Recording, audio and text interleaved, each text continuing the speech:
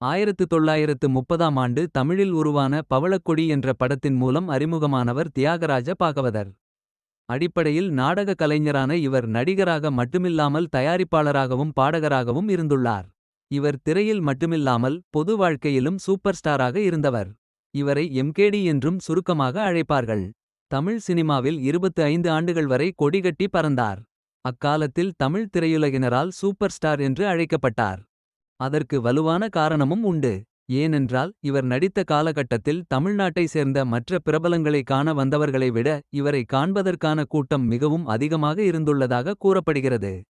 இவர் பவளக்கொடி, சிந்தாமணி, அம்பிகாபதி, திருநீலகண்டர் போன்ற பல வெற்றி படங்களில் நடித்து ரசிகர்களை கவர்ந்தார். 1944ஆம் ஆண்டு வெளியான இவரது ஹரிதாஸ் திரைப்படம் தொடர்ந்து 3 தீபாவளிகளை கடந்து சாதனை படைத்தது. இவர் தனது சினிமா வாழ்க்கையில் மொத்தம் 14 படங்களில் நடித்துள்ளார். இவரது கடைசி காலத்தில் சர்க்கரை நோயால் பாதிக்கப்பட்டு இருந்த பாகவதர் 1959ஆம் ஆண்டு உயிரிழந்தார்.